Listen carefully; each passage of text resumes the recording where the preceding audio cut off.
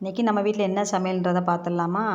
அதுக்கு முன்னால் நேரத்தோடு எழுந்திரிச்சு ஒரு காஃபி போட்டு குடிச்சு எடுத்து அதுக்கப்புறம் சமையல் வேலையை தொடங்குவேன். லீவில் தான் இருக்கான் தம்பி. ஆனாலும் இப்போ என்னென்னா அவங்க அக்கா வேலைக்கு போகுது பார்ட் டைம் ஜாப்புக்கு காலேஜ் லீவில். அதனால் அவங்களுக்கு கொடுத்து விட்றதுக்காகவே நேரத்தோடு எழுந்திரிச்சு சமைக்க வேண்டிய வேலையாகிடுது. அதனால் இன்றைக்கி என்ன பண்ணேன், சாம்பார் வச்சு கோவக்காய் பொரியல் தான் ரெடி பண்ணிகிட்ருக்கேன். பருப்பு ஆல்ரெடி நான் வேக வச்சு எடுத்து வச்சு தான் நான் எப்போவுமே சாம்பார் வைப்பேன். ஏன்னா இல்லாட்டி மொத்தமாக எல்லாம் சேர்த்து வச்சா ரொம்ப கொலன்னு சாம்பார் ஒரு மாதிரியா இருக்கும். அதனால் அப்படி வைக்க மாட்டேன் எப்போவுமே. அதே மாதிரி கோவக்காய் வந்து இந்த மாதிரி ரவுண்டு ஷேப்பில் கட் பண்ணி போட்டால் தான் அவனுக்கு பிடிக்கும். நல்லா சுருளை வதக்கி விட்டு சாப்பாட்டுக்கு வச்சு சாப்பிட தான் பிடிக்கும். அதனால் இந்த மாதிரி தான் கட் பண்ண சொல்லும். அதே மாதிரி அவனுக்கு பிடிச்ச மாதிரி கட் பண்ணி வச்சுட்டேன். தயிர் உர ஊற்றி எடுத்து வச்சுட்டேன். இது மதிய சாப்பாட்டுக்கு ரெடி ஆயிரும். உர ஊற்றி வச்சுட்டேன். சாம்பார் ரெடி. சாம்பார் எக்ஸ்ட்ராவே வச்சுருக்கேன். நைட்டுக்கு பொங்கல் போட்டுக்கிறதுக்கும் சேர்த்து வச்சுக்கலான்னு எக்ஸ்ட்ராவே வச்சாச்சு. நீங்கள் டீ குடிக்கிறப்ப ஏதாவது ஸ்நாக்ஸோடு கொடுத்தா தான் தம்பி டீ குடிப்பான். அதனால் மாதிரி போட்டு கொடுத்தாச்சு.